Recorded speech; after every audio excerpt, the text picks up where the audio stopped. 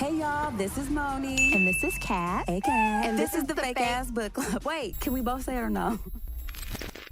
Welcome back, you guys. It's your girl, Moni. And this is Kat. And welcome back, guys. We are excited you made it back. Made it through another week. I don't know about you, friend, but it was just such a smooth week. Everything went perfect. I didn't exert myself hardly at all. Oh, you were just on easy mode? Yeah, man. Got you. Coasting, you know, the good life. Remember those staples? That was easy. Hit the button. Uh-huh. It was like that. It was kind of like that. I'm sure yours was the same. Yeah, like just out here in 1 degree weather, making it happen. Getting it. And it just it was kind of cold, but then it got like winter hell cold. Where's the button? We're going to need that. I do need to load that up. Winter hell. We need Because you know what I was thinking? I'm like, man, I ain't got enough to do. So let's add a few more things let me to put the some list. things on the list. Yeah, and absolutely. that'll be it's like I'm glad it made it. Yeah, but no, we're kidding. It's been 2026 so far. Man, has been. It's been asking for a lot. I think I don't know where I was yesterday, and just had the thought about how. Oh, I was at Meyer. And I was just thinking about sometimes when you see kids who like lose it because they're just so tired and they just start crying. And I was right there. I could have just wept from exhaustion. Yes. But I couldn't. I didn't have time. Yeah, it was like actually I was too tired and too busy to even acknowledge that. Yeah, I do remember that a lot. And I always used to remember thinking this is my fault when my kids fell into that category and I couldn't even be mad at them. It helped me not. Yeah, it's like this is the life you chose for them. But yeah, with that being said, this is the life that we chose for ourselves. And we also chose a book this week to review. So let's get into it. Actually, let's do that again because I hit that too hard. That's going to be, when I said chosen, I can tell that was going to be too loud because I said it super loud. I'm sorry. Okay. Or at least I'm not taking it out. Actually, I'm not redoing it. I'm sorry, everyone, for just being super loud. Sorry for yelling. Sorry for yelling. Okay. I'm a little dysregulated. Okay, friend. You're soft to pet because you're wearing a fur coat. I am. Your arm a little bit. I do love fur, and it's faux. Everyone relax. Oh my gosh. It's faux. It's faux. But yeah, no, so the episode this week, we did review a book, which is Francine's Spectacular Crash and Burn. And I would like to share with you guys a little bit about the plot of this book. So Fabulous. here we go. Francine's Spectacular Crash and Burn follows Francine Stevenson after a chance encounter with a 10-year-old boy named Davy who keeps showing up at her doorstep following her mother's sudden death. He unexpectedly becomes a companion, helping to ease Francine's grief. When Francine learns that Davy's in foster care, her concern leads to his foster family, where she's shocked to reconnect with Jeanette, a former high school crush. The reunion forces Francine to confront unresolved feelings and long-buried insecurities, and Francine becomes entangled in a complicated and unhealthy dynamic with Jeanette. Her priorities blur, and her bond with Davy begins to suffer.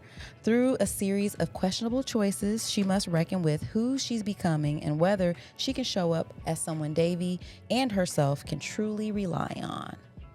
So that's the book, guys. Oh, man.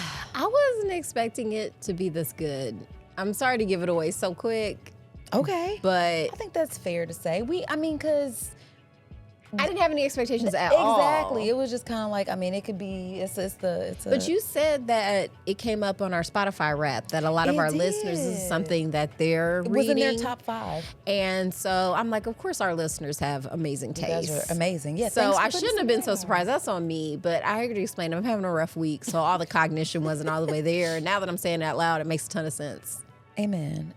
So thank you, patrons. Thank you, listeners. This was a great recommendation, so it's going to be fun to get into it. And if you're new here, welcome. But also, we like to dedicate each episode. Mm-hmm. So let's kick this episode off, putting our hands over our hearts, everyone. Okay, so this week and every week, we have to start off with dedicating this episode to our patrons. You guys' continued support means everything. Thank you so much. I truly, truly appreciate that. And I want to dedicate this also to just, I say this all the time in closing out episodes, but just like doing the things you love and just, like finding things that make you laugh and make you enjoy your life a little bit more than you would otherwise. Mm-hmm. So, yeah, just big dedication to all the things getting you by. What about you, friend? Yeah, doing what you like and liking what you do. Amen. Mm-hmm. I'm here for that. Yes. Speaking of which, this is so random, but the show Industry just started season 4. It's like slept on because it's one of them HBO shows. Okay. So good. Man, there's a new one tomorrow. I'm looking forward to it. Oh, yeah. It's so good. So yeah, dedicated to just quality television. Also, I got like 3 dedications. Okay, because I needed it. I needed a lot of inspiration this week. Also, this one's going out to all my cousins, but especially my cousin who sent me this message from an account at my1bite or my. I don't know what that is. I'll try to send a link or something. How would you say that? MA1 Yibbit. I don't know what that is. It's an account she sent me, but this is a great quote. I know this is going to piss so many people off, but there is a popular saying on the Chinese internet, and it says, even a top-tier man is just an average woman. Someone wrote, a man who doesn't smoke, doesn't cheat, doesn't drink, doesn't gamble, no criminal records, stable job, cooks, cleans, emotionally stable, kind to his family, is a kind of man that's so rare. But honestly, every one of my female friends meets that standards and even more. So yeah, even the best man is just an average woman. Oh my God, Shakespeare could never. Dedication over. No. I'm just kidding. I mean, I was like, we were just getting our lives to that. And I know we get a reputation for man bashing. We love men over here. It's just, we just feel like it's unfair that the standards for women are so high. We like to be loved just for being people and not having to be these, super robots. Yeah. But also somehow also simultaneously told we deserve to be paid less. It's just whatever. Other dedication, speaking of women, Claudette Colvin. We lost a legend this week, and for people who don't know, check out, they had a drunk history about her. We'll try to put that in the show notes. Drunk history was fun. Yeah, but basically she's the real Rosa Parks. No shade to Rosa Parks because you put in that work. But Claudette did it first, and like what Rosa Parks did was sort of a staged for media protest, whereas Claudette in real time was like, nah, for real. I know my rights, and I'm an American just like everybody else, man. But she was too young, too dark, and too pregnant to be the face of the movement. So we needed a light-skinned lady. Yeah, who was married. More respectability. She was a respectable negress. And actually, and that was, once again, these were carefully crafted media images where you're seeing this tiny little light-skinned lady being taken into custody, and everyone's like, I don't want the Negroes treated. That's like, yeah, you should be ashamed of yourself. But the fact that we don't feel that kind of compassion for a 15-year-old pregnant girl is kind of like, man, that's messed up. But yeah, so peace to all the civil rights leaders, dedication over. But I don't know, spillover dedication to Dr. Martin Luther King. Oh, yes. Who, I guess when this comes out this past Monday, was the controversial holiday because we had to work so freaking hard to get it. And actually, I think the president now was talking about you can't repeal a federal holiday, but they could do like they did at my old school where they called it winter break instead of MLK Day and gave us the day off just so they wouldn't. They be trying so hard. They love segregation so just say that much. Like, they love it so much. Oh but my gosh. Anyway. Speaking of reverends, there's a very popular sketch going around right now, and it was in the zeitgeist. I was just seeing posts about it like on Instagram and Threads, and I was like, what is this? Well, speaking of not only reverends, but speaking of things that give you life, I just have to say the sketch that you're referencing, it brought me so much joy, friend. Oh, I'm so glad to hear that. And I didn't know it was controversial. I just happened. So we're talking about the Druski sketch. I'm sure you guys have heard about it. If you haven't, it's basically him doing a sketch about mega churches and stuff like that. So it's very spoof righteous on- as gemstones. Oh my gosh, very much so. And it's hilarious. It If you ask me, I is. think it's hilarious. So, but I saw some article that was like, oh, Druski sketch, controversial sketch. So God then- will not be mocked. Yeah, I was like, oh my gosh, what happened? And then I pulled it up. I'm like, what? This is hilarious. And let's just say, God had nothing to do with that's the what sketch, I want to make that actually. clear to everybody too. It's like, ain't nobody trying to mock God. Like, he's making the point that mega churches ain't got nothing to do with God. To me.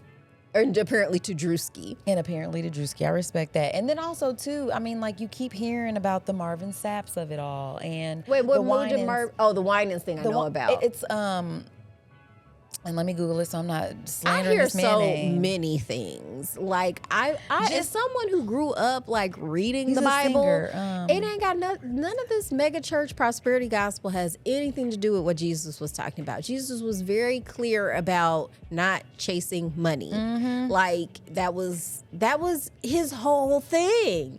And then you got, people like, oh, I need this money right now, and I'm getting a message you need to do 7 times over. That's it. It was so March 2025, gospel singer and pastor Marvin Sapp faced significant online backlash following a viral video of him from July 2024 church convention where he appeared to demand $40,000 in donations from attendees and instructed the ushers to close their doors. So that was him. Oh, okay. So that was in the sketch too. It was like, we ain't leaving till. Yeah. So they're he was Yeah. spoofing that whole thing too. And then let's see the one. It's that energy though, right? It's that energy of where. Pimping. Yes. It's pimping. Like real bad. There's a reason real why bad. so many pimps become pastors.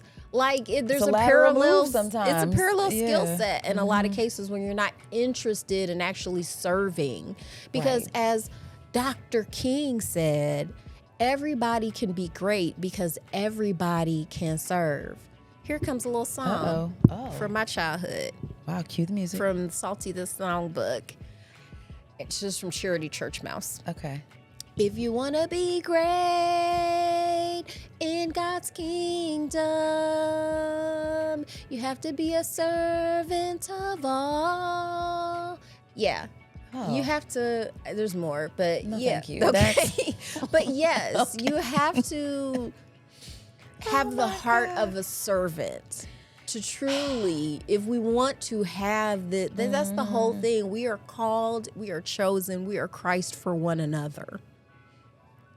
And that's not what you see demonstrated a lot of the time. You instead see, so the church Winans controversy was primarily refers to two issues surrounding Bishop Marvin Winans in his Detroit church, Perfecting Church, a recent viral video where he appeared to shame a member for a $1,200 donation, though clarified as instruction, and a past lawsuit from the city of Detroit over stalled, dilapidated megachurch construction project. Oh. So it's like you are in here demanding all this money, yet your church is building falling fund. apart. And exactly, the ever-present and never fulfilled building fund. Yeah. And I remember that because he got on that woman. She was in the wrong line. That's exactly. So this is because she was in the $2,000 or more. You gift ain't line following instructions. And so it's like, that's a funny sounding thank you. And then like the ridiculousness of those scenarios in my mind are so hilarious when they're actually beautifully. I mean, and shout out to you, Druski, for the budget. Y'all are doing really well over there because the budget is looking good. I mean, the video was so good. He was up on that. What do you call that? Jetpacks? It was a jet. It reminded me of the jetpack scene from Righteous Gemstones. Have you seen that ever? God. Like they did that on Righteous Gemstones. Probably did. At I the never mega made church. it all the way through, but all three of them, they had to learn how to do these jetpacks because once again, you're giving a show. To me, that was what was always so. He was in a harness, and you just saw the smoke, so it did give the illusion like maybe it was Jetpacks, jetpacks. yeah. But yes, but It just was- well done. It was beautifully produced. It captured the essence of how absurd those scenarios are, and it's like the opposite reason of why you should be in church. And I think it upset the right people. I don't see a problem. It didn't upset me at all. It gave me life. Y'all don't understand. I just know that, it made me like, so happy. if Jesus came back right now, he wouldn't be dapping up Joel Osteen, is all I'm saying. My Because goodness. actually, there was a group the other day, or not the other day, this was like, in 2025, where they were just running a social experiment where a woman was calling different churches saying she needed baby formula. Did you hear about this? I'll try to find the article to collaborate it, but she was just calling different churches to see if, like, they would help her get baby formula. And it was a big negatory for most of them. That's crazy. Like, the most oftentimes she heard a yes was usually if she called a mosque, or like a small black church, or the Church of Satan. Like the Satan, like, because it's a Y'all are parody just doing thing. that on. I'm about to say y'all they're doing that to be trolls. silly. Yeah, Yeah. they're mostly pointing out like I'm calling it that, but I'll still help a lady who needs baby formula. well, they do a thing to make sure there's separation of church and state. So it's just a okay, got reminder you. that it's cool when it's your church, But but when if it's it's mine, it's a problem. yeah. So they're basically doing like a form of performance art. So yeah, that was check it out. I really thought it think was funny. everybody. So and let us know if we're wrong. I mean, I feel like it's an opinion thing. You can just disagree. You can't tell me. I I'm like wrong. telling people they're wrong about their opinions. I mean, but that's silly. I know I'm the silly person. Okay, that's fine. Well, don't tell me I'm that. I known don't for wanna my hear that. silliness. You don't have to agree with me. You can just think I'm wrong, and that's more your problem than it is mine. But yeah, but I think because I think it's a American problem too, big time, because it's. Yeah. I mean, we all want to be rich, like and then this idea of like, hey, you know who else wants you to be rich? God. Jesus. even though he did not. I don't recall him saying that. Specifically, The kingdom of heaven. The riches are in heaven, remember? Or whatever. Whatever, guys. But anywho, check it out. I mean, I'd like to hear you guys' opinions on it. I thought it was amazing. I loved everything about it. Remember that time when Jesus flipped over that table when they were selling stuff at church or the synagogue? They were because once again, gambling. Jesus wasn't a Christian. He was Oh my God. a Jewish guy. So Friend, let's get into this All right. episode because here we go off on here a we go. tangent. He was a Palestinian Jew. All right. So a little bit about the book, guys. Getting back to Francine's spectacular crash and burn. This book was 320 pages on paperback. It was approximately 9 to 10 hour listen on Audible, if you have Audible. I got it on the Libby app. If you guys don't have a library card. So you had it. Do There was it. only one copy, and she got to. So I had to do the free Audible trial. Did you? Shout out to Audible for that too. Yeah. That's always a nice thing. Yeah. So But and I good. listened. I got done in about like 5 hours. Amen. Double time. Yeah. Well, one and a One half. half. Yeah. And that just sounded normal to me at this point. Yeah. I think mine was 1.25 or whatever. Yeah, a lot that of was times good. it reads slow, It's which is good. because- but yeah. So anyway, yeah, fantastic book. So It and I don't know was. if you have anything about our author. I do. Okay. Renéé Swindle. Renéé Swindle is the author of A Pinch of Ooh La La, Shake Down the Stars, and Please, Please, Please Dial Dell, which was a #1 Blackboard bestseller, a Literary Guild alternate selection, and was excerpted by. Excerpts. Yeah. Okay. Was excerpted by In Essence. Her most recent novel, Francine's Spectacular Crash and Burn, is a 2025 Spring-Summer Publishers Weekly Book Buzz pick.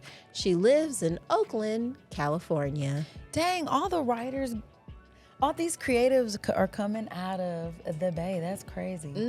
Excellent. A lot of talent out A lot of- there. lot of And it gems. makes sense, too, because a lot of my favorite rappers are from the Bay, and that takes a lot of writing. So maybe there's something in the sauce out there. might be. They got good writer sauce out there. They must. I really like this book. I think for our readers, it doesn't have to be an in-depth one with every little thing. You can just hit the beats if you want. But I Okay. feel like if you had to give an overview of this book, because I mean, I kind of gave you guys that in the little description, but let's walk our listeners through. Know that there will be spoilers. If you're new here, this is something that we do. We do just really talk about the book, right? Yeah. We just give So- you the plot real quick so you just know what we're talking about Exactly, when we before get we into the dive nitty-gritty in. and stuff. But we start off with Francine, and she's telling you basically the story of, you know, how she dealt with her mother's death, basically. So we start off, you know, we go back a little bit, like just like the day and a half before her mama died. And we learned that Francine's 25. She lives with her mama, and her mom is got some pretty severe mental health issues, but she's also a streamer. Yeah, she's like a YouTuber. She's a YouTube content creator. Psychic. Same letters. Tarot card reading, that kind of like crystal witchy vibes. And she was, you know, and agoraphobic. Have you ever known anyone who's agoraphobic? I have not. I only ever read stories about people who are agoraphobic, which is basically makes scared sense, to go out. Because when would you come across them? Yeah, exactly. You know, unless you... I was lightly familiar with it because I had a family member whose mother was and it was funny because it developed, because I knew her, like she used to come around and stuff, and then slowly you just never saw her anymore. Okay. And at one point I was like, what happened to, you know, and it was... Dang. Yeah, but it was really sad. And then one day she just got fed up. She was like, "Mama, we're going for," because the mama had a sister, and so what was the sister's name? Aunt Leanne. Aunt Leanne and Uncle Carl. Uncle CJ. Yeah, they came by, or was it Carl or CJ? They just said CJ. His name might have been Carl, but they let's called go him with CJ all the time. Yeah. Uncle CJ. They came by and we're kind of dragging them, being like, "Oh, you need to move out, and your mama needs to do this." She was that sister. Because the mom was overweight, and so like the sister seemed like somebody who was like very put together ish and image driven. Yes, and very like judgmental and stuff. Like, why aren't you doing this? And so the Francine's like, "You know what, Mama? When I get off from work, we're going for a walk. No excuses." So while they're on this walk, her mama just drops dead of a heart attack and dies. Which it might have been related to drugs, some other stuff. Because it looked like she had a addiction to prescription pills, but she had no prescription, and so. She falls into a depression and is contemplating suicide until she runs into Davy. And Davy is a 10-year-old neurodivergent boy who I loved. So just picture a black young Sheldon for the most part. That's and it was just absolute perfection. And so... after she meets him, she's like, "Okay, well, I made friends with him. I can't kill his friend. That's me."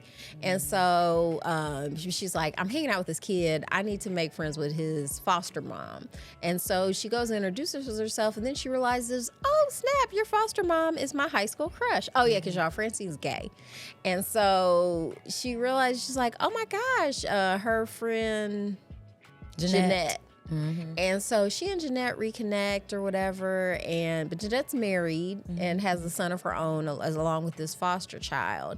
And there's kind of a contrast because the foster child is incredibly brilliant, but her son... He's average at best. Not in school though. Like he's doing really, because he's probably has plenty of intelligence, but he just doesn't have to play. It's not a good school. It's not a good neighborhood. Like he's just got everything stacked against him or whatever. But he's swagged out though. Don't worry. Oh, and the way they describe the parents, he's probably very handsome too. So and then she, why do I keep forgetting that? Tucker is Jeanette's husband or whatever. So they're all hanging out, and because here's the thing about Jeanette. She had Francine. She had a hard time of it in high school. She was not popular. She was not considered cute. She was called mud face because she had Bell's palsy. I couldn't imagine. And she was dark skinned. My heart went out to her so hard. And so she was just in a lot of ways still in high school. Like I feel like a lot of people are. Yeah. Like we're still you see yourself as this, even though she had a good job at like a tech company. Even though she was an assistant, she was happy in her position. She was living good. Her mama made good money, and also when you don't go outside, you don't spend a lot of money. Yeah. So I mean, there's upside. Because of all the things she had stacked up against her, finances wasn't one of them. But for Jeanette's struggling financially. So they're hanging out, and Francine's like, "I can pick up the bill. Like, I'm just so happy to have a friend." Because she had been spending so much time with her mom, she really hadn't been able to cultivate adult relationships. Right. And she was really lonely. And so Oh yeah, because she had gone on Tinder and was getting used by this one chick, and then meets another. Oh, what was the name of the Cambodian girl? I'll find out. It's not kimchi, but it almost sounds like kimchi. I'm glad it's not. I'm glad it's not kimchi too. But Kenji or something. It was Kenji. Yeah, and she, they went out on a disastrous date, but they end up becoming just friends later on and stuff like that. But long story short, Francine and Jeanette start hooking up, and boy, oh boy, I think that was the crash out part of the title. I have trouble holding Francine's Spectacular Crash and Burn. Yeah, that was the crash and burn right there, because you shouldn't sleep with married people. No. And it was kind of random too, I think, as well. I mean, we can get into that part, I mean, when you're done with the whole breakdown. But yeah, that's just not a good idea. No, and there's open marriages, but I feel like even for married people who are in open marriages, you should just sleep with other married people who are in open marriages. Like, I think when you try to do that with a single person, there's no way for that to really go well, for real. Because you don't have the right energy, expectations. I think for Francine, because here's how I felt about Jeanette. The way they were describing her, she sounded like a green-eyed, like, Bay Area pimp. You know what I mean? Like, she was saying all the right things. Like, she was just like, baby, it's gonna be me and you. I'm gonna leave Tucker, and we can just raise the boys and just live the lesbian dream. And so she was just telling her the dream, but at the same time, she's like, can I get $7,000 so my son can go to camp? It's like, girl, you better apply for that scholarship like Davy did. Davy knew how to do paperwork. Anyway, so she's also, I'm just skip to the end where basically everything gets real messy, because the other part is Jeanette has substance abuse issues too. And so she finally, one day when she's drunk, they get into it, and like she ends up beating her up. And she also suspects she's been putting her hands on Davy too, which was like, So she finally cuts it off with her. First she gets in therapy is what she does. She gets in therapy, and then she finally gets enough tools, enough skills to realize her behavior, stop the crashing and burning, and cut it off with Jeanette, and then foster to adopt Davy. Which I was so relieved, because I thought the crash and burn was going to be she got back with old girl and completely messed that thing up. But I was so glad that the primary love story was between her and Davy. Yeah, very nice. Yeah, so that's, an overview of that story. So going back to the beginning, what did you think about Francine and her mom's relationship? I think she did a really good job, our author, of where I'm not mad at either one of them. You know what I mean? Like, I really do feel like her mom was doing the best she could do, because the auntie character, she was just like, y'all need to, do better. But it's like, it was ableist. Like, a lot of times since we don't have the vocabulary and education around a lot of mental illness, and so there's just a stigma. So like, you're just trifling, you're lazy, this, that, and the other. I don't feel like she and like her mom was a bad mom, but her mom, she needed like intervention. Like like it would have just been like asking someone to heal their own brain tumor or something. It's like, that's not something you can just do on your own. Right. So, but I think she had a loving relationship with her mom, but it was just deeply unhealthy. Yeah, right. And the sister and the mom, or Karina, I guess, Francine's mom, their relationship was complicated because Francine's mom was the result of the affair that happened between her sister. So like, they didn't have the same, they had the same dad, but different moms.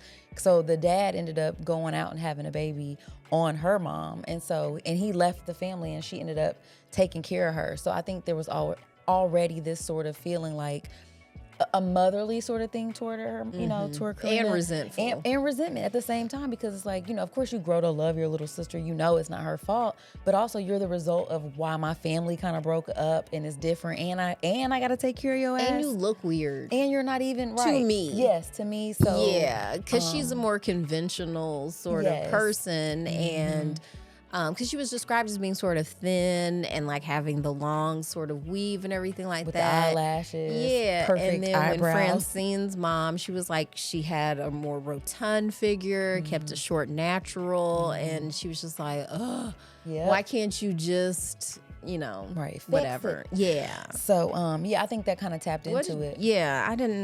I wasn't mad at her, you know. It was just not like how was it Jeanette.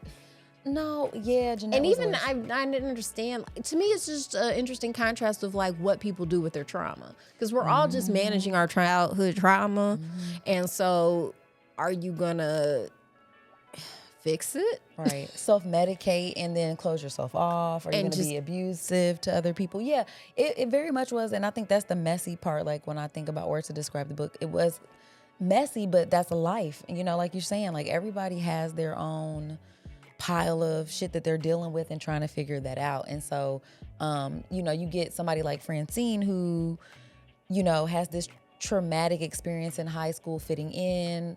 You know, you can't be, it's like, it's hard to be not the mainstream, like, you know, she liked to read books. She likes to, like, when you're that person, a lot of times. She likes Star Trek. Yeah, she likes Star Trek. It's like, you know, there's no hope for you when you're that person in the Black community. You're just, you're ostracized. You're sort of, you know, and you have the nerve to be dark skinned, you know, and then have, like, Bell's palsy. And gay, you know, and I don't think she was outwardly gay in high school or whatever, but she was sexually abused. I feel like almost everybody in this story was. It's pretty pervasive. So it was just like. But she didn't have no boyfriend though. You know what I mean? Like, cause you ain't got no hoes. Nothing. You just, so. Oh, but she did finally get a girlfriend in college. Yeah, she did. But who wanted to keep her a secret because she wasn't. She was from a conservative family and couldn't be open with her and stuff. Yeah. So it was like this coming of age sort of feel to it too. Yeah. Because even though she was 25, she was still really trying to figure out who she was without her mom. Her mom informed, like that was like her best friend. Yeah. And I think that can be sweet. Like I think about that because. You know, as you get, like if you're really close with your mom or your parents as an adult, it's usually, I would assume it usually is reflective of, you know, the way things went when you were younger. Or it could be codependency. And that's kind of what theirs was. There was this codependency happening. I wouldn't even say kinda. Yeah, it was this codependency that was pretty, happening. Yeah. And that can be, I think when it starts leering into that, that's where it becomes unhealthy, because to be 25 and not to have any real connections with people outside your mom. I mean, no wonder when you're grieving, the first thing you go to is like, okay, I guess I'll just have to die now because you don't have, and then you see her. Because I want to go be with my mom. I want to go be with her. And then when you notice that she's not isolating or she's interacting with other people, that's what was keeping her from feeling like that. And so just to that point, I just liked that it was like, you're seeing how like connections will keep you grounded sometimes. And they have to be healthy connections, not leave one codependent relationship for another, which is kind of what she did with Jeanette. A little bit. Because, you know, being needed was big for her. Codependence feels amazing. Like, there's a reason people do it. Like, I guess so. Yeah, like, it's just like every bad thing. Like, even pimping. Like, pimping wouldn't work if a part of it didn't feel good. Even getting pimped, like, the delusion you're sold feels good. Probably. So that's why it's hard to talk people out of it, because codependence feels like I just really love this person. Or this ideology. So, but there. I will say Francine's character was very likable. Yeah, because usually when there's a character that's like in Sex and the City, when Carrie was cheating with Big when he was married and stuff, I didn't really like her. You know, like that. It made her very unlikable to me. But even though Francine was doing this, I was like, come on, it's like You're rooting for her I'm still. still rooting for her, even though it's like, oh, you're clearly falling for the bullshit. And she's still trying to, like, she's playing, to me, it was just so obvious that she's, for one, using you as a distraction from her life because she's not happy with her life. Well, let's talk about Jeanette's life real quick. Let's paint the picture because, again, we got Francine over here, but you have Jeanette who, opposite of Francine, was extremely popular in high school, but also wasn't doing well in school because her life was a mess, kind of. You know what I'm saying? Outside of school, but she had all the, the guys liked her, and she was, seemingly popular, all of those kinds of things. And what that got her in her actual life, which you will see sometimes, when people are peaking in high school and then going into their adult lives, maybe they're not as successful. So she was living in these. Well, she got pregnant too in high school. Yeah, and had that to part. Leave. There you go. And got kicked out. And got kicked right out. At the end. Yeah, for fighting. Was her baby daddy? I don't know. Or one of her boyfriend's other girls. Okay. But of course, it wasn't about that. I'm realizing that now too, because when I was in high school, I'm like, really? Y'all fighting over? But it has a lot more to do with a lot of unresolved abuse. And she was just constantly, because she's beautiful, being sexually harassed. I thought it was very interesting when her own son, when he's in high school and is being accused of sexual harassment, she's willing to turn a blind eye, which we see happen so much, even though it happens. It happened to you. Yep. But it's like when it's your son doing it, it's like, well, you didn't even see what the other girl did. It's like, girl, we had it on tape. It's like, but he said it, you didn't see the whole thing and all this. It's like, you just and you want to believe your kids. Sure. Too, you know what I'm saying? But but yeah, with Jeanette though, you see her in this marriage, and I think it was like basically they weren't, like, they're married, but they weren't. I don't know. I feel like that was part of the game though. Yeah. Because I think for them to have been together that long, like, because she was telling Francine that they hadn't had sex in like 8 months. Because he has sexual issues from he was a foster child himself. Yes. And so he was saying like he has some issues around that. And she was probably a little turned off too because he lost their life savings gambling. Yeah, that's a big turn on. Because even though he's sort of he's not a main character, but I found myself really feeling a lot of compassion for Tucker. Like, even though he did that, I'm like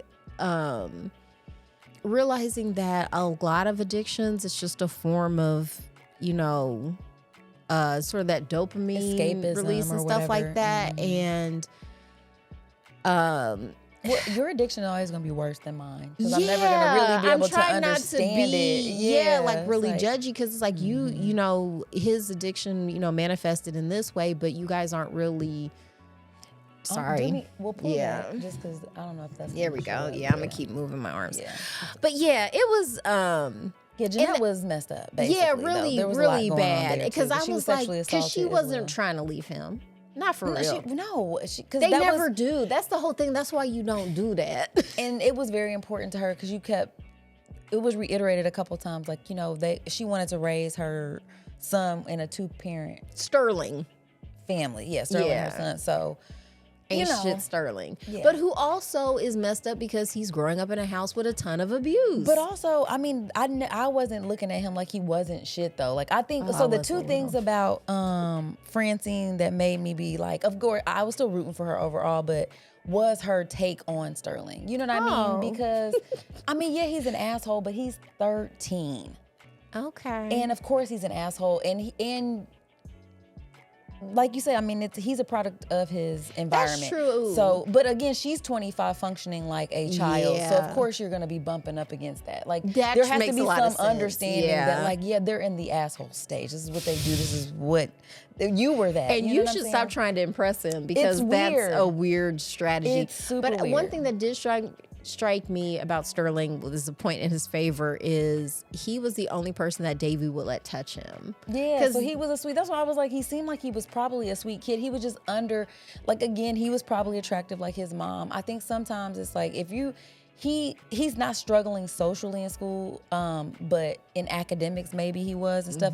I really feel like that probably is not his fault. Who's pushing him to do that? His mom? Yeah.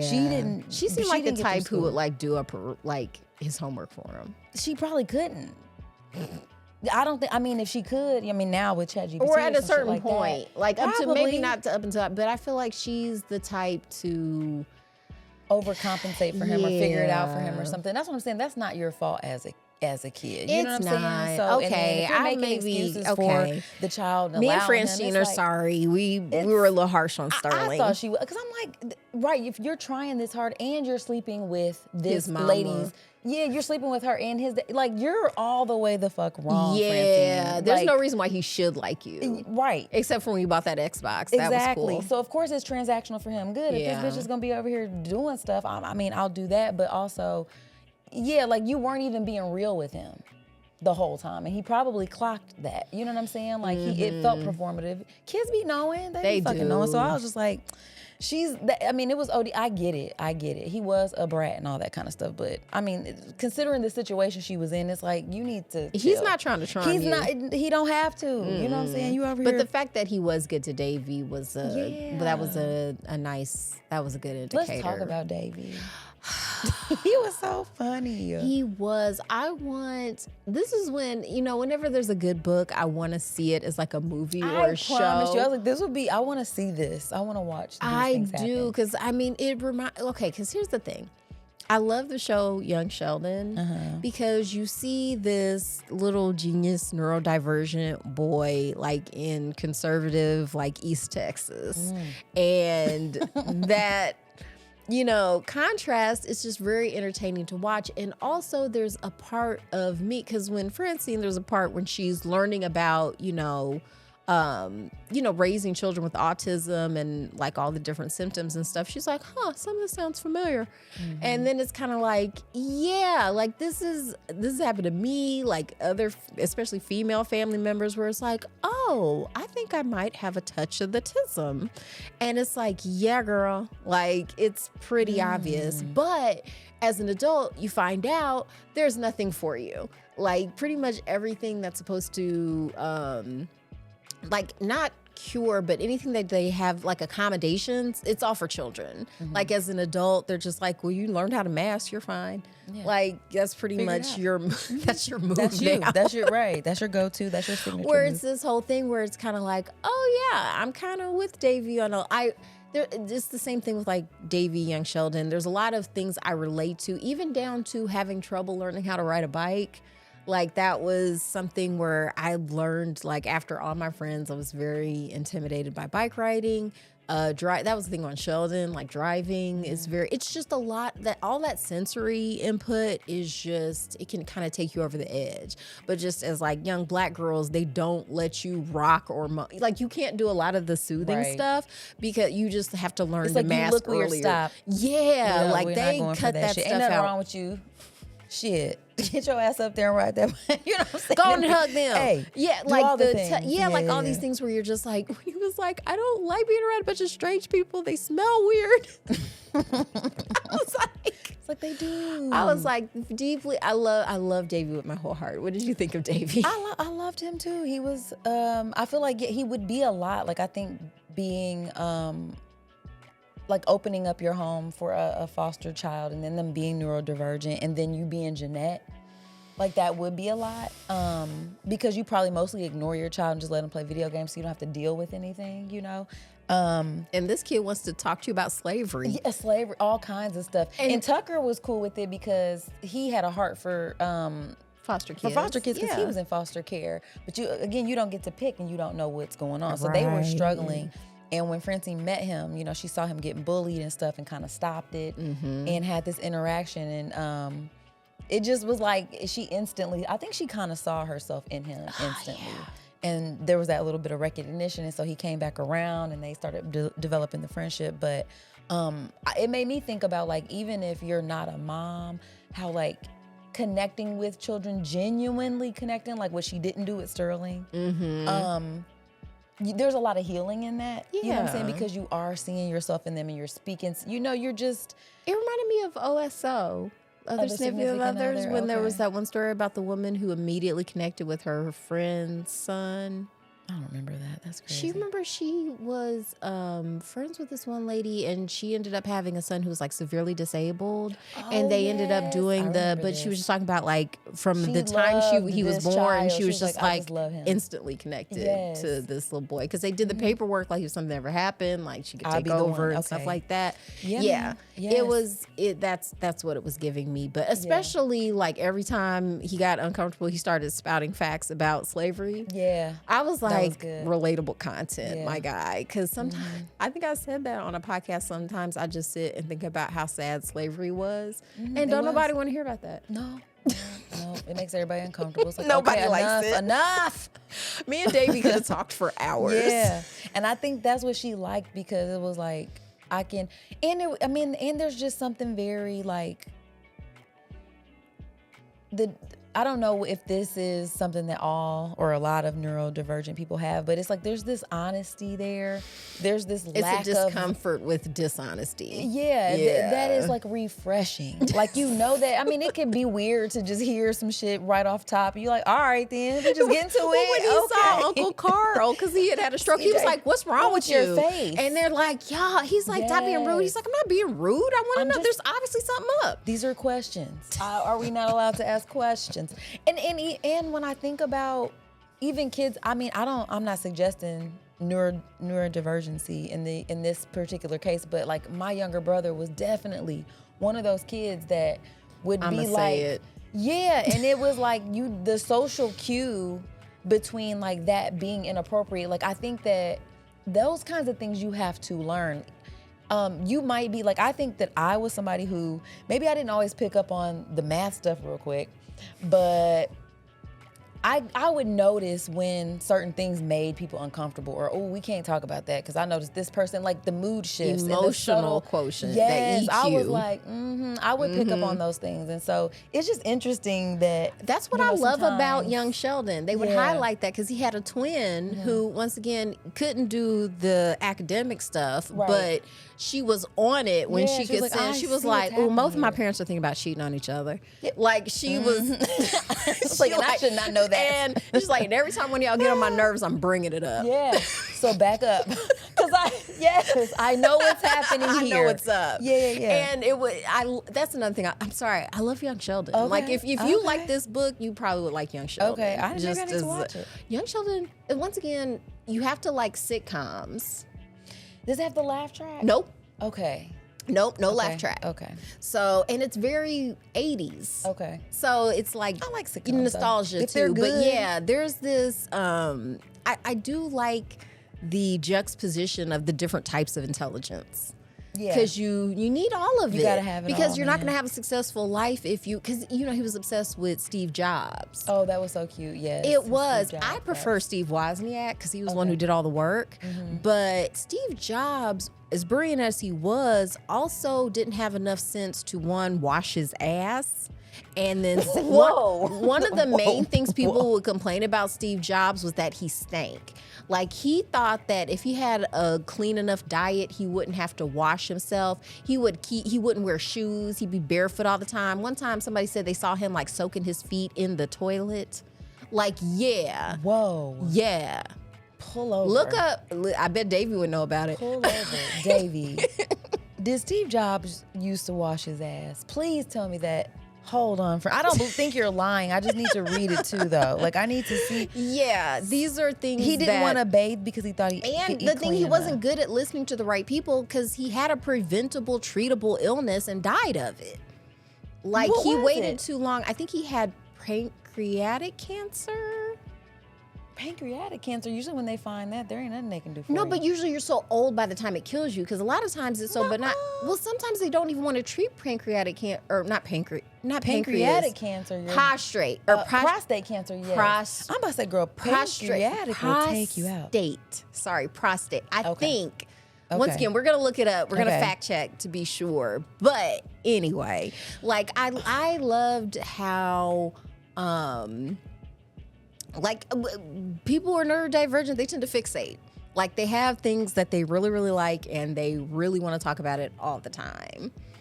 Okay, so it's Steve Jobs died from complications of pancreatic cancer, specifically a rare pancreatic neuroendocrine tumor in 2011 after an 8-year battle starting with his 203. His diagnosis, initially he delayed controversial surgery for alternative therapies like his diet and acupuncture and stuff like that. Yeah. But I feel like a lot of the time though, so the fact that he knew in early gave him an advantage. I think you can treat it when you know, but a lot of times when people find out about pancreatic cancer, it's like, oh, you're about to die. Yeah, there's nothing it's we fast. can do now. But he found out about it earlier, and instead of listening to the oncologist, he was like, well, let me try this alternative medicine. Another word for alternative medicine is not medicine. Like, it's two different things. And it's like, and there's no reason you can't do both. Like, I don't think acupuncture will hurt you, but you can also do it while you're getting the chemo. So, but also, I will say there are people who just will say, instead of doing all of that, I'd rather just die naturally instead of, I know my life will be maybe shorter, but I won't suffer from the chemo. Whatever, people have their choices. But let's get back to the washing of the ass, though. Okay. That's the part that took me out more so than even just how he decided to handle his cancer. I feel like I was listening to a podcast where they were doing like just sort of a podcast essay form about Steve Jobs. Because I remember being shocked by that too, where that was a complaint, because obviously he's a rich person. There's not a lot of people who are around him a lot, but one of the things that was often said was that he had an odor. I said, does Steve Jobs stink? And it says, yes, Steve Jobs was known for poor personal hygiene, particularly in his early career. Yeah. Due to a fruitation diet that led him to believe that he didn't need to shower or use deodorant, causing a strong body odor that bothered coworkers, resulting in him being moved to the night shift. Yeah. Ew. Yeah. So once again, people get like, oh my God. Deep Diver Cat was like, because whenever you think about Steve Jobs, you just see Mr. Turtleneck looking at the thing. iPhone like launches. He smells like feces. He just, not just because he was obviously very talented. But he wasn't. Sorry. Steve Wozniak was the one who was laying out that code so the stuff worked. So fun times. But without Steve Jobs, probably wouldn't have Pixar. Which Davey also was very much big time. A fan of. Because when they were talking about Coco, Coco was good. If y'all haven't seen Coco, was good. You know who didn't like Coco? Who? But she's a weirdo. I love her, but my sister-in-law. Which one? My husband's twin. Oh, how do you not like She didn't like the music. Just I'm gonna punch her in her eye for you when I see her next time. Really, We're judging remember you, me? twin. She didn't. She is, but every single bingle time I hear that song, so ridiculous. I cry. So you have to know her. She is just so. And also realizing now too, because I get easily overwhelmed emotionally, and then just start crying. It's like I said, like I'm so tired, I'm just crying. It's like I'm not sad. I'm just tired. My nervous I want to go system. to bed. This is just what I've happens. had enough. But every single time, especially if I hear it in Spanish, like it's even more beautiful and meaningful. Yes. Until I'm in your. It's a good. Oh, I'm gonna stop because I'm gonna movie. cry. Stop. See, you're doing this to yourself. But you can't like everything. But It's that just came up funny in to the me. book though, which was very important because this is a story about grief. It is a story about grief, and it's a story about meeting people where they are sometimes and truly seeing people and allowing grieving your old self. Yeah. Because that is what's kind of hard a lot of times, because we become addicted. Or for people who get caught up in abuse cycles and trauma cycles, you get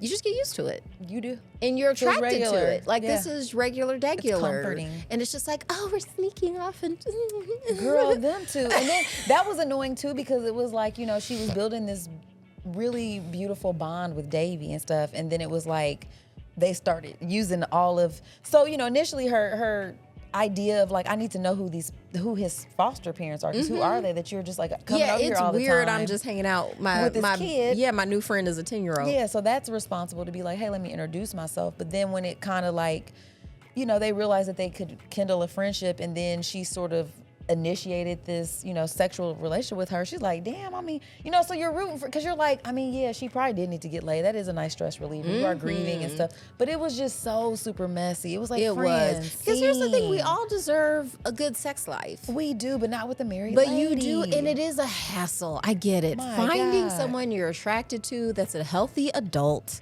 It's a hassle. And it is very hard to, because I didn't even judge her super hard, even though I didn't like it. I wasn't judging her super hard because it is hard to turn down multiple orgasms from someone you find attractive. Like, here's this person who's enthusiastically consenting all over you. And you used to have a crush on him. I think that also played a point. It was like, I get to be with this person who I was lusting after. You finally get to serve hardcore. that version of yourself where it's just like, oh my gosh, I'm at, but then the lights you're come on. also putting your relationship that you're building with this child at risk, knowing that, Big like, time. if something were to happen, like, now you might not have access and stuff like that. Because she did threaten her with that. Yeah, that was she when I did. really didn't feel it for Jeanette. Because I was like, not good. don't do that. Where she's like, you'll never see him again unless you do this for Sterling. And because she was very tit for tat, which makes sense because she was It's her your mother's kid. least favorite child. And so you don't know a parent-child relationship without favoritism. And you don't really. She wasn't G'ing for the idea of being a foster parent either. She only did it because her husband wanted to, and she liked. They had a foster baby that she really liked and wanted to keep, but didn't. Get then to. he came right after, and she was like, What am I supposed to do? and with this? it also sort of highlighted because she kept, again, like, you have this neurodivergent 10-year-old who's pointing out that your son, who's older than him, doesn't know stuff. You know what I'm saying? Do She you was know like, that, "Stop Ling quizzing Ling?" him. Yeah, stop. So she felt protective. She felt like this kid is highlighting the weaker points that my child has or whatever. And, and just socially too, you could get yourself hurt doing that somewhere else outside the house. That was a good point. Because that is true. You don't you have can't to just be but the- screaming in public. could get you hurt. Could You know what I'm get you saying? We've seen killed. not that they were poor, but not poor, not literally poor. But you see these examples of these tragedies where you have like a neurodivergent person having a mental health crisis and they get shot by the police. That is so of course, so there's some truth in it, but also, I don't expect Jeanette to be as connected to Davy as she is to her own child. Yeah. That part's not foreign, but also too, it's like you can't expect somebody to, like the friendship that she built was with Davy. You know what I'm saying? Like, just based on their own connection. So it was kind of like, I don't know Sterling like that. Yeah, you know what we I'm don't saying? like. And It's like I don't like he him, and he don't like me. Yeah, so there's no point in forcing it. I'm not gonna force that. So Do you think? Well, Chrissy's are pretend people, but do you think Sterling might have done better in school if he didn't have like an abusive environment at home? yes, that's what I'm saying. I think most kids, it's like they don't get a fair shot. Yeah. And by the time you're 13, you now ask a 13-year-old who is interested in titties to start all of a sudden being good at school. It's like, I could be cool and attractive and popular and possibly get maybe laid, which is fucked up as a 13-year-old. But also, if that's not out of the realm of Possibilities. where his mom was, So, like it's like academics and all that stuff is not the focal point anymore. You have to get in early with that. Like, if you want your kids to care about school, like, you have to start laying the foundation as soon as they get here, and you can't let off the gas. Like, it has to constantly be. You can't. So that's what I was like. I'm like, you can't. I mean, this camp is not all of a sudden getting ready to make him. This is something you're telling yourself. You're telling so yourself that this, and I think that you could they'll be delude this- yourself. But so in the story, there comes a point where Francine keeps putting herself in a position where she's financially taking care of everything. And at first, Jeanette's pretending like, or maybe genuinely is like, I don't want you doing this. But then she's like, gets comfortable with it and starts to expect it to the point And where demand it. Because Davy, I think she felt jealous that Davy got invited. His name got submitted from some teachers to go to what prestigious school it was? It was a computer camp or science camp. It was a science camp, but it was at a prestigious university, Stanford University or something like that.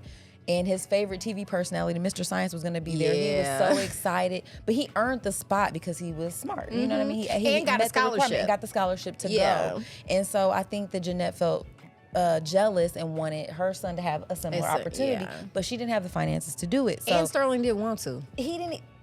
Thank you, because she made it seem like she kept telling kept telling Francine, yeah, he's so excited about this, and this could be the opportunity for him to like really turn it around in school and stuff.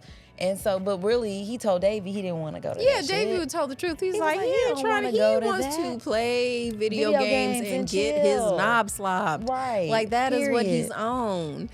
So it was just like no shade. But now you're gonna convince her that she needs to be spending $7,000 to send this kid to camp, and he doesn't even really want to go. And she's wanting to, even though she likes her job, she's wanting to pivot into the arts. Like she wants to, because this is the other thing. Like when she starts, she just takes a class, a photography class, and also side note, this was just very quickly, but thank you, Renéé Swindle, for bringing this up. When you do take like art classes at a university, it is very racist. Like they don't view it as so, but you only learn about like white artists, mostly white male artists, and she and the Kenji, they talked about that, about how, man, like you couldn't throw in like a woman or a person of color, like no Gordon Parks, okay.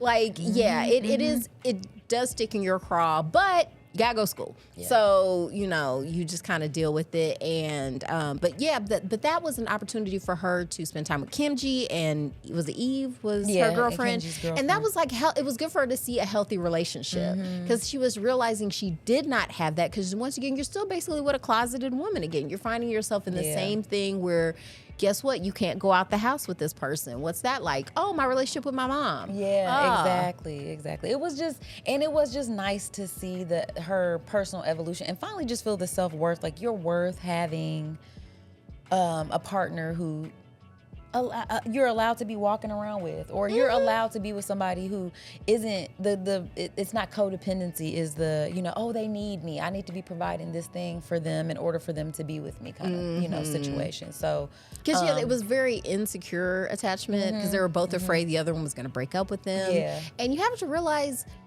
if you are with someone, they are allowed to break up with you.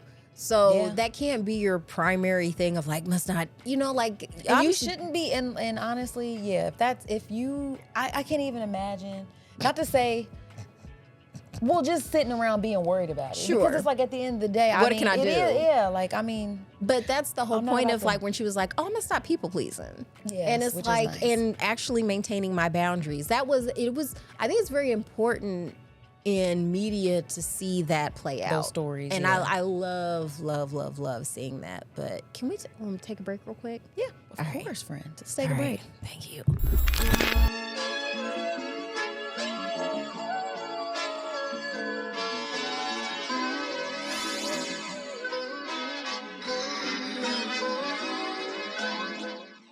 Okay, we're back. We are.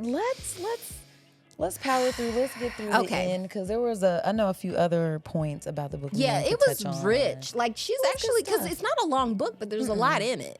Very layered. I'm always impressed by that. I feel like Dan Harmon does that really well. Okay. Where there's a lot of story and a lot of time, but it's told well, so it doesn't feel rushed. And I also think she did a good job building up the characters. They weren't like just totally one-dimensional. Like you say, I mean, you saw her doing messed up stuff, but then you felt sympathy for her. You felt, that's how you know it's a good character. I think you're allowed to go crazy a little bit when your mom dies. Oh, yeah. Especially when you were super codependent on her. Yeah. It's like you didn't have anything else. But, okay, so then when we get to the point where she's losing herself in this relationship, she's realizing she's neglecting Davey, and she's trying to reconnect with him. She suspects, that maybe Jeanette is putting her hands on him because she saw bruises and stuff. Mysterious bruises that Davey doesn't want to talk about. Exactly. So, which he hums when he doesn't want to talk about stuff, or he'll just say, we're talking about something else in 5, 4, he will count you down real quick and say, yeah, we're done with that. It's so cute. So, but then we get to the point where, so Jeanette is kind of pressuring, what's her name? Dang Francine. it. Francine. She wasn't kind of. She was putting full court pressure On her for this camp and stuff. And so for Sterling to pay $7,000. And she's like, yo. And at first she's like, she gives her a soft yes, but she's like, but give it some time for me to transfer because it's a large, if it's over $5,000, I have to wait for the thing to clear. And she's kind of bullshitting her while she really thinks about it because she knows she doesn't want to. Exactly. Because you know what she was doing? Ignoring her gut. She was ignoring her gut, friend. You shouldn't do that. And I loved that part of the book. I had to make a note of it because she was talking about the 500 million neurons in your gut, also known as the intestinal microbiome, which your friend Kat likes to fixate on because it's fascinating. Like, it's called your second brain. And so, meanwhile, I'm fixated on the fact that Steve Jobs smells like shit. I can't get over it. But you know what? Who's telling you when that smell is happening? Your gut is like, we're gonna throw up if you don't get away from here right now. It's disgusting. Yeah, like your gut.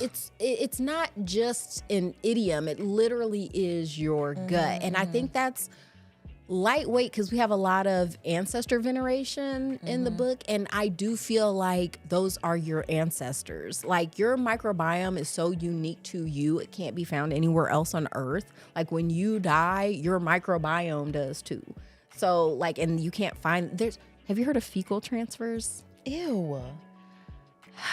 It can be used to treat a lot of stuff because if you're missing the bacterias, because you have to have certain bacteria. There's healthy bacteria. Yes. So like But you said overuse of fecal antibiotics transfer, and stuff so I'm like thinking that. of the literal meaning of that. You know what I'm saying? Yeah. It sounds disgusting. Yeah, because Again, Steve Jobs.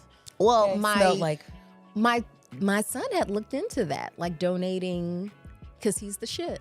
wow. But back to your thing. Ooh, he is though. He is. But yes, she was putting an immense amount of, but Francine was pumping the brakes, and she did float it past Kim G and Eve, and they were both like, girl, no, that is not the move. And so as soon as she puts up a boundary and is like, actually, no, I don't feel comfortable doing this. This isn't what it's all about. Yeah. And Jeanette blew up on her, was like, now you can't can't see Davy no more, Davy. and then told Davy he couldn't go to his camp. And so Davy, I'm taking off like the Roadrunner. Yeah. I ain't even trying to be here for that. So he hides out at Francine's house, and here come drunk ass Jeanette pulling up, talking about bring Davy out. And she's like, he ain't going nowhere with you. You too drunk.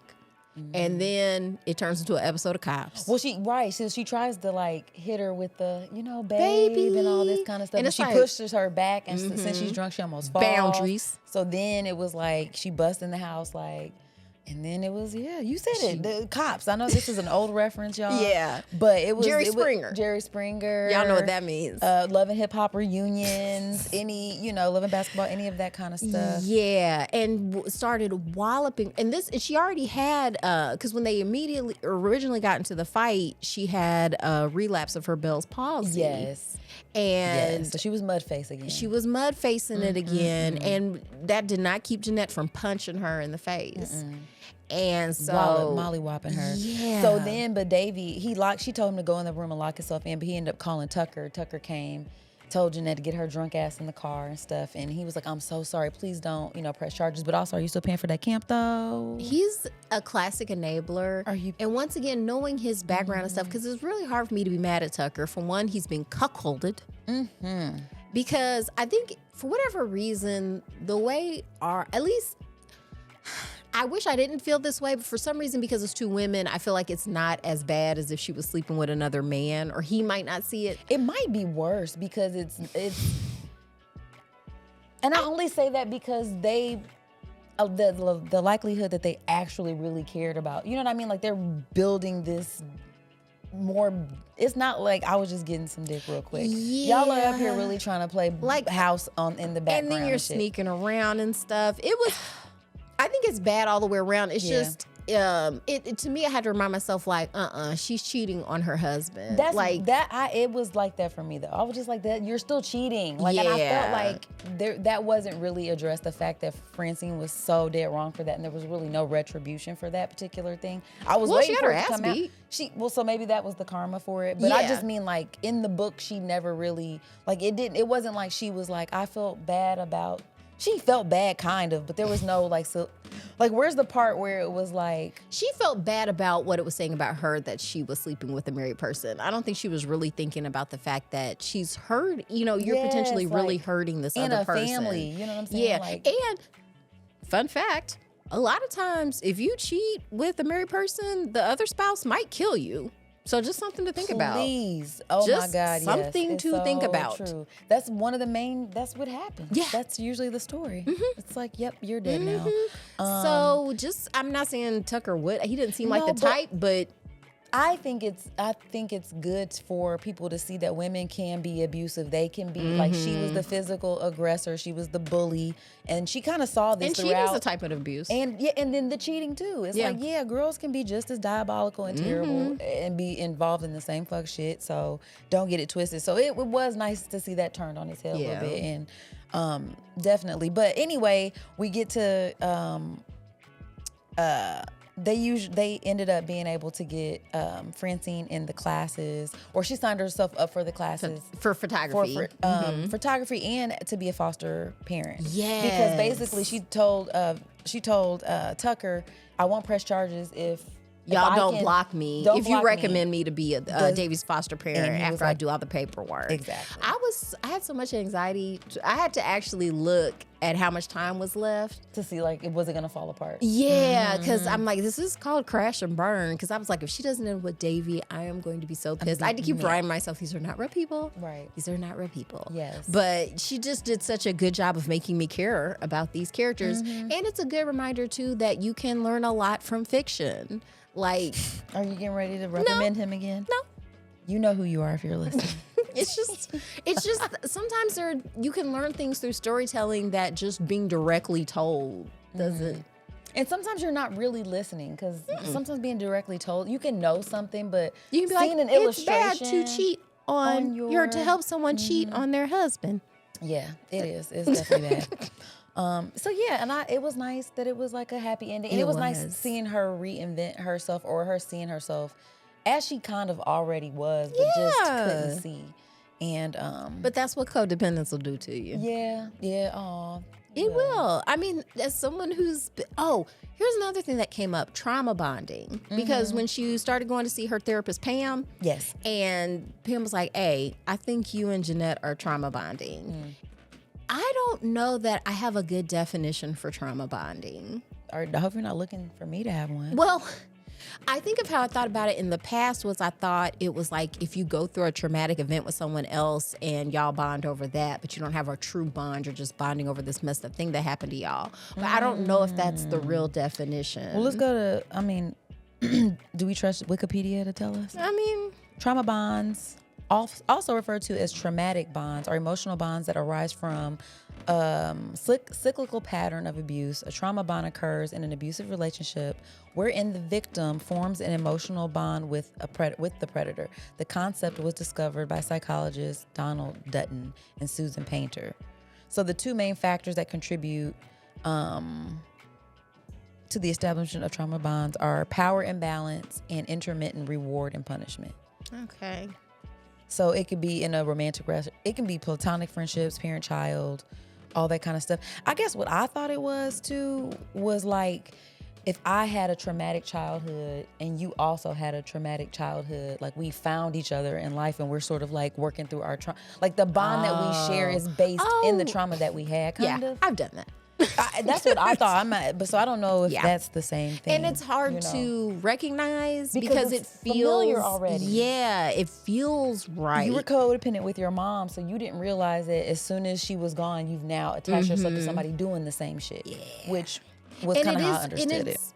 It's hard to feel weird because sometimes health, if you're coming from an unhealthy background and you're moving towards health, that's going to feel weird. Or uncomfortable even, or you might not even like it. Yeah, at first. It's like, this is stupid. Like I hate stretching this. your hamstrings. Don't you hate that? Yo. But you need to, though. Yo, I've been on my left hamstring. I was like, why are you this tight? It's like, bitch, because you ain't touched your toes in a minute. It's my right So I've been one. trying to do it. Yeah.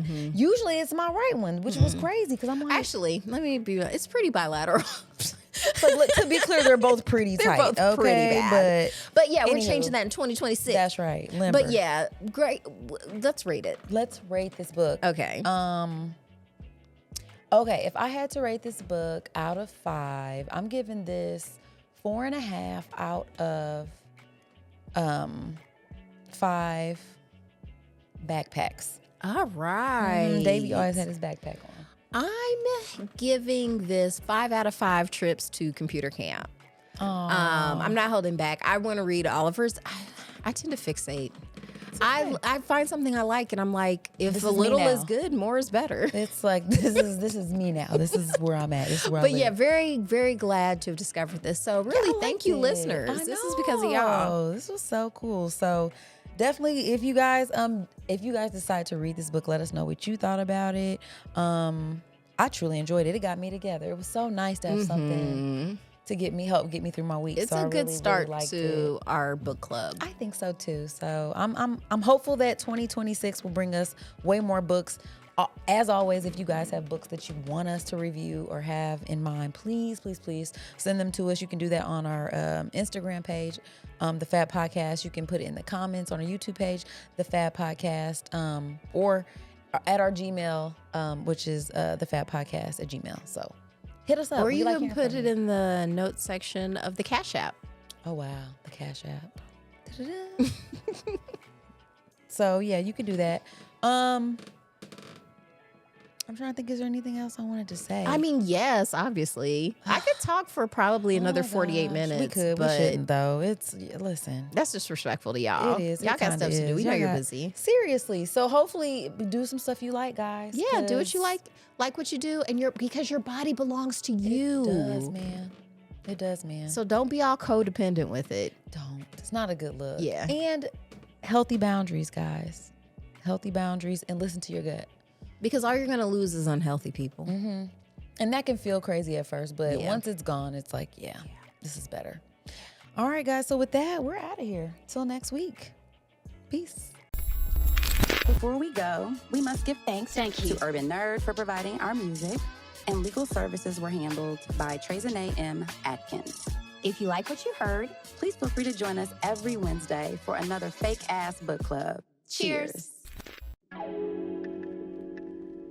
Thank you guys for listening. You can check us out at thefabpodcast.com. Please subscribe, rate, and review our podcast wherever you're listening right now. We want to hear from you. Come put it in our life. Thanks again, and until next time, peace, love, and the Fake Ass Book Club. We out. Steve Jobs. Oh, no, I'm sorry I had to break it to you. Well, he's gone now, so he can't do that anymore. The thought of anybody walking around like that is wild to me. I can't understand it. And once again, it's this idea of lying to yourself, because that was his whole thing of where he's like, no, that's for other people. I'm too pure. Just the weird shit that I will fixate on. It's always the dumbest shit. Like, so no, he that's was not funky. dumb.